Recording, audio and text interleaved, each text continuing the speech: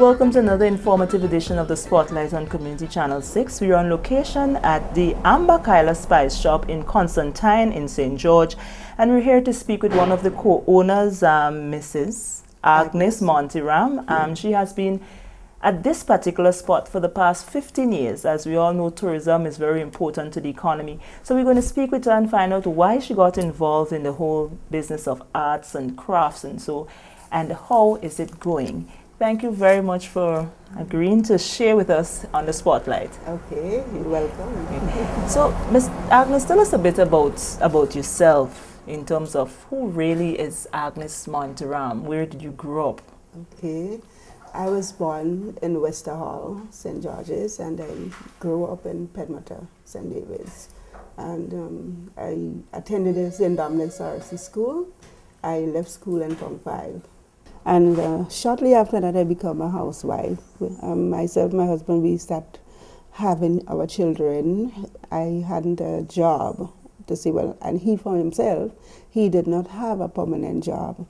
And he was doing like painting and so forth. And I used to be home, trying to see how, we could make ends meet. And I just had that vision because on this route here, the tourists used to be passing really regular, and I didn't even understand if it was seasonal or not. Okay. And when I get to understand what it was, I really liked it. I liked doing craft and so forth. We used to be on the street, when the taxi stopped, we would approach them, offer them what we have, and so forth. But as the years run by, I get to understand. How the tourism thing work. And I had a small shop, a wooden structure on the other side, and I started right there.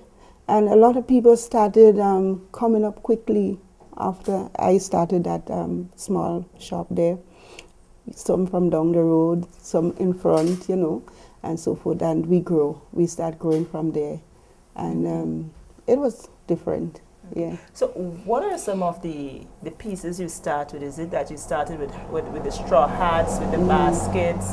What is it when you started off? Okay. What did you start with? Well, actually, I started with a basket.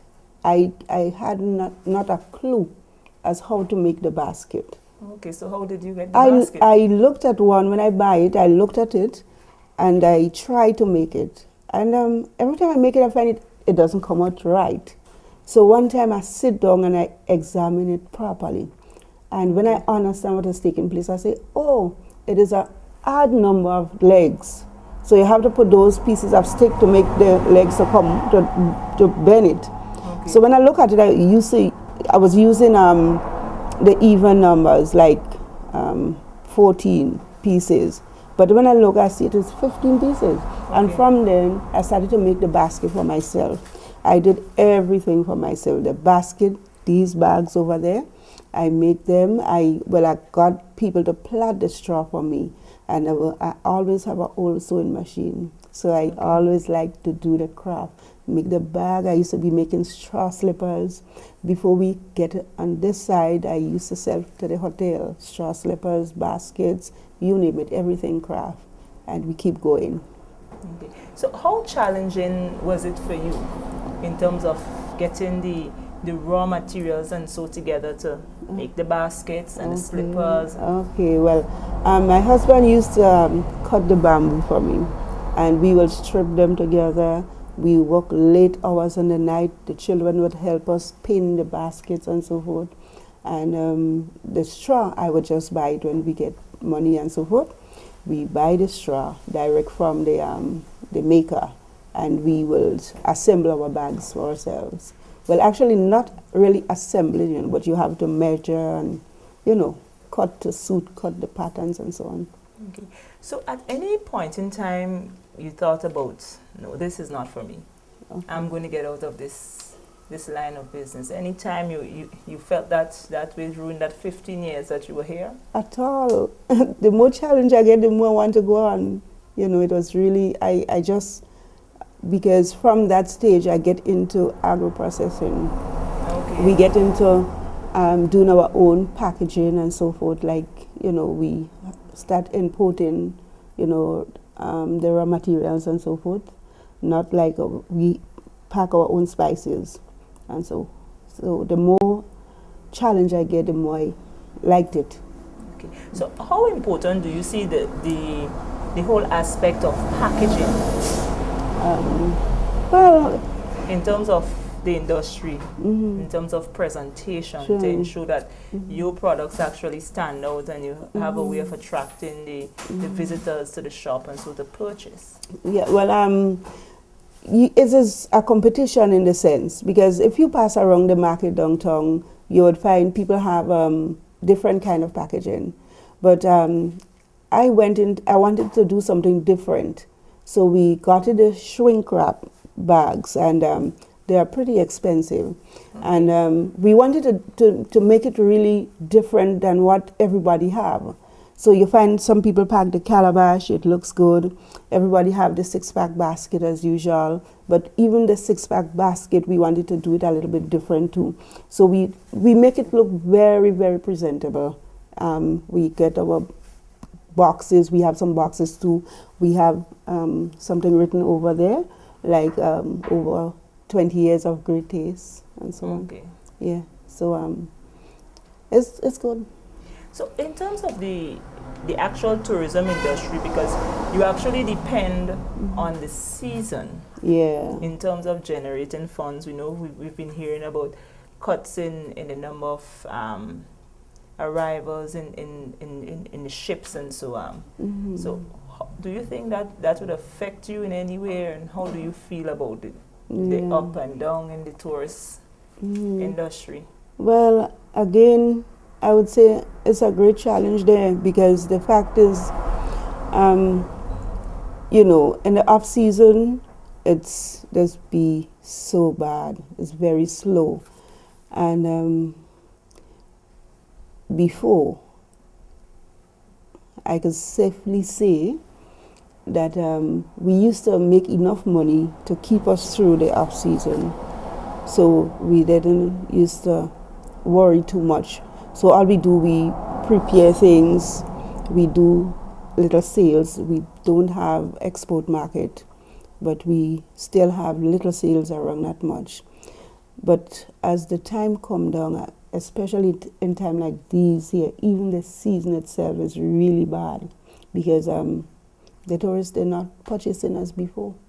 And this recession thing, oh my God, it's so bad, I could tell you. Sometimes we could hardly put stocks. Like now, we're just trying to see how we could get things together. It's really hard now. Okay, because you said, so you're looking at how many years ago when you could have depended on a tourist season? Is it 5, 10 years ago when you could have depended on a tourist season, and then you could relax your mind and try to look for new ways for the how many years ago you would say you were able to do that? It's about 8 years ago, approximately. About 8 years ago. From about 8 years since after Ivan.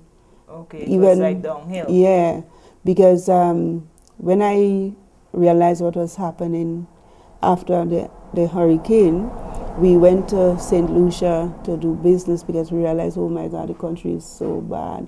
What will we do? We went over to St. Lucia, they gave us a work permit. Okay. But the people patronized a lot. So we didn't have much people to live here. Except my husband, and we could not have been in St. Lucia and here at the same time. So we wanted to do it with my son. Both of us would have been in St. Lucia, and it would have been too much for him to be here alone. So we have to leave one for the next. So we end up have to leave up St. Lucia, but that was a mistake. Yeah, if you know, you had known what was coming, maybe we could have you know, let somebody stay here with him, employ somebody to be with him, and still do the one over there. But then we didn't think about that. So we had to let it go and stay here. So for somebody who has been within the tourist industry for well, you say well over 15 years. What are some of the suggestions that you would have in terms of to encourage more cruise ship passengers and so? Oh my Lord, I think they have to market Grenada a lot. There's room for improvement, because, based on how, the government or whoever market the country, I think, we could do better than what is taking place here now. And, well, a lot of times you hear people say that, it's so competitive, a lot of people coming in, but the fact is that everybody wants to do the same thing. And because they want to do the same thing, they would be getting caught. Because when we started here, it was we alone, and everybody else came up. We didn't have a problem because it had enough for everybody. But then as it becomes harder. Oversaturated. Yeah, because now we in the middle, and we have this one right here, and we have one right there, and still for a little, it keep going. So it's harder now. Okay. It's harder now. So what are your plans for this season in terms of being able to generate as much as you can? What are the plans? I wanted to diversify a little bit, but again, we have to have finances to do that. And it have to be, you don't know how it would work anyway. Okay. Because you're trying to meet the local now, because you've been depending on the tourists only for the past years. Now you want to diversify to meet the local people. And because of financial pressure, it would take a longer time to go there. I was even thinking of trying to get another outlet, but you're thinking of you'll have to pay the rent, you have to do, so you still have to know. I always thinking, how could I get another outlet? Because here, we have to depend on the taxi man. We get caught because the guy here, he used to be a tour guide or whatever he was. He was working with the taxi man as a tour operator, whatever. I'm not sure. And he is favored by a lot of those taxi men there. Okay. So we getting left right now. And you always have to give them an incentive. It's not a walking business to say, they just come. Because whenever they come here, it have to be a friend, or they have to get an incentive, or something like that, because it's not like downtown. So that is how we were operating over the years. At the end of the year, you have to give them some sort of a gift or something, But...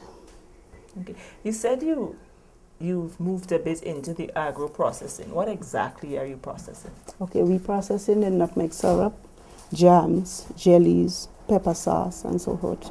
We're doing all kind with the, guava cheese. We can make that.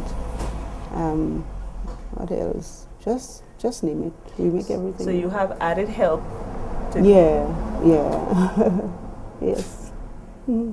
So the diversification that you speak of, you're doing it specifically for your shop, or you've made contact with the supermarkets and so forth to get it out there as well? We want to try it out on a small scale first. On a small scale, because I wanted to do like, but apart from that, as I say small, how I should say it, because it's more like eats bread, cake, pastries, and so forth. So this is why we cut off that, because the shop was way back, so we tried to downsize it a little bit. And we would use it for some sort of more like a convenience store. Okay. But I cannot even stock it yet, So we want to put little things that you think that, people make. So the economic pressures kind of hindering you a bit. So what exactly do you have inside here besides the little baskets and so forth? That's, it's attraction for tourists. Maybe for local is going abroad. They may want to look for something. So exactly what else you have inside here? Okay, well, actually we put nice little packets together. So people, they would be excited when they see, the different, spices in a nice packet, everything combined together.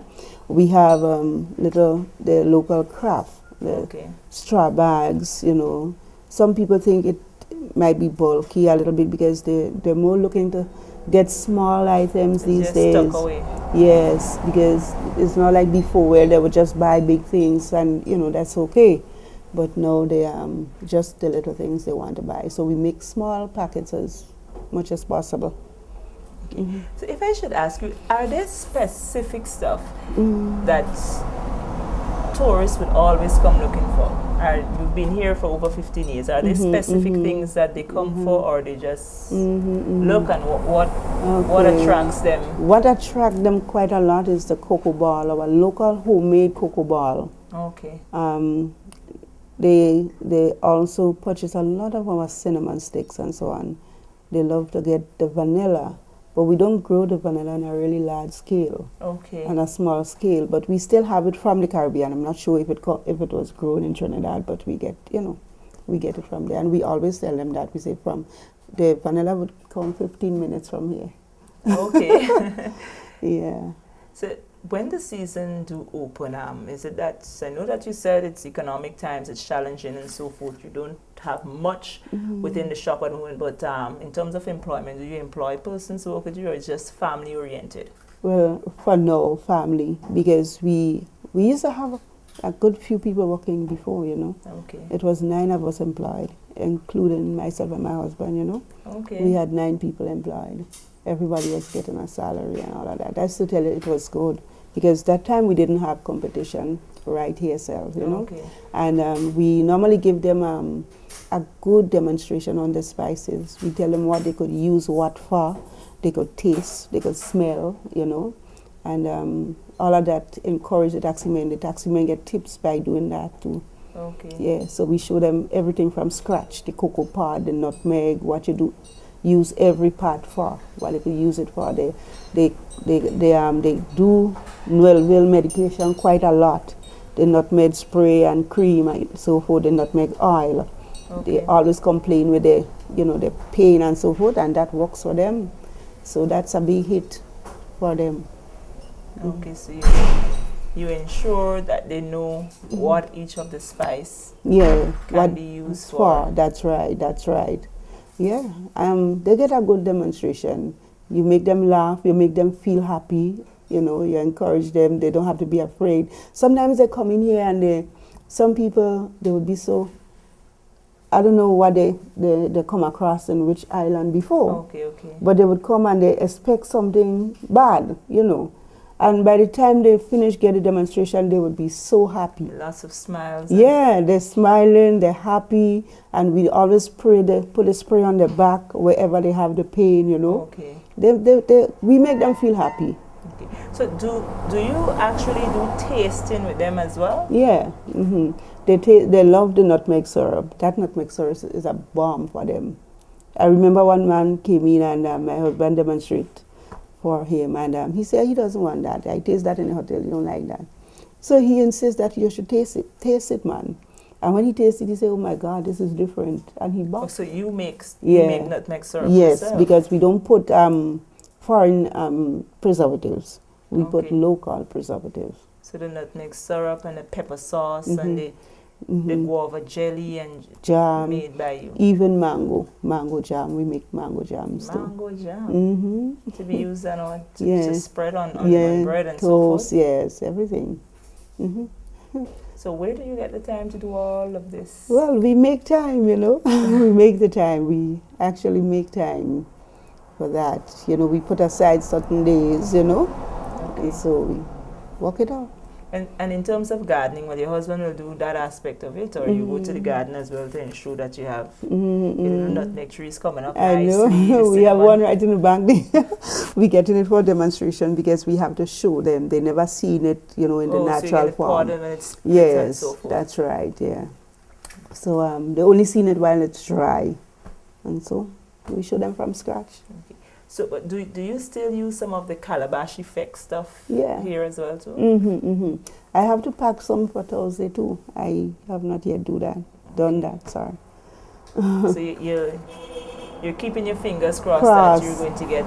Yeah, something. Hope things work out. We have to trust God that with the help of God, things will change. So is there I know that they have these vendors associations and so are you a part of any associations affiliated with the Ministry of Tourism, or you're just private person operating Ambakaila Spice Shop? Yes, just private, but we always try to get assistance from the GIDC. They would give us duty-free concessions and so forth. Okay. So that's the only thing. Sometimes people would leave little stuff on consignment. Okay. Yeah. So do you attend any of the little functions that the Board of Tourism would have prior to the tourist season? You know, sometimes they have little workshops, and so are you free to go to those? Have you been to any? Or yeah, we always go to them. We, things, they teach you different things, how to do good hygiene and all of that, how to make different stuff, So, okay. I always visit them, always attend those seminars and so forth. But you depend on the tourism industry to make a living. Tell me, in your words, what do you think of the whole tourism product in Grenada? What do you think needs to be done in terms of the attraction sites? And I think they should upgrade the sites, I think, they should really, really, do something to make the tourists feel at home. I think they should, make them want to come back again. The problems, they having problems, with the taxi men, you'd find a complaint and the police would get on the case and all of that. But I think that they should upgrade the sites, especially. And even though they have to put booths, even though they have to put things in order, because I think a lot of things is out of order. And if they try to do that, I think things will be better. Because, some of the tourists, especially in the market, I think they're too saturated. They flog there too much. If they upgrade the site, some people could have their shops in those different sites, because some places they don't have no kind of, some places private, like for instance in the branch man on the other side in Guava, on that side, he is just him alone, and although it's private, but still for all, even though the government could, intervene and try to help put 3 or 4 people with shops and so forth, I think it would be different. Okay. So apart from those existing sites, don't you think there are other areas that can develop as well, so that when they come, there is something extra to see? Because you have a lot of tourists who return. Yeah, I mean, apart from the site, they should create, new sites, create new ones, because there's areas for that. Create new ones, do something different.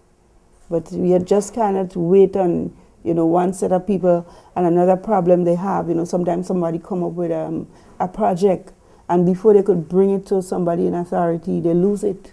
Okay. Yeah, and when they lose it now, nothing happened. Nothing happened. Because they take it from them and they never work on it. You understand? Because I'm telling you from experience. Even by the lake there, they wanted to develop there, and they had so much good plans, they bring in their project and all of that, and they tried to, a whole set of mamagism, and they never work on it, They work on it, and, people would live a different life, make it different, make life easy. Okay. So before we wrap up, there are always people who maybe think, it's always said that you need to get self-employed, you need to create some sort of avenue so that you can make a little money and so on. What would you like to say to other persons who just maybe thinking about coming into this line of business? I know you said it's a bit difficult and challenging, but I guess if someone finds an innovative way to come through, what would you like to say to those people? Okay, I would encourage them to do that, especially if they would come with something different, that will make a difference, and they don't have to look over, because Grenadians are people that when somebody come out with something, everybody want to do the same thing. But I would encourage people to still try, because what else? We have nothing much, to do, because the government cannot employ everybody. Plus, the private sector is a different set of things. So you must do something to survive. So if you could come in with something new, something different, or the things that we really import in, if somebody could come up with an idea where they could produce the things that we don't have to import. You know, something have to be done, so they could come in. Okay. Well, Miss Monteram, I'd like to thank you very much for allowing us to come here at Ambakaila Spice Shop and doing this very informative spotlight with you. I know that tourism is said to be everybody's business, and so we have a lot of shops. But that persons would listen to what it is that you have said, and that something can work out. And I hope that the season is much better than the last, so that you really and truly can generate some income for yourself and for your family, so that little business can expand. And so to you viewers at home, I'd like to thank you very much for viewing the Spotlight. I'm your host, Shere and Noel. Join us again for another program.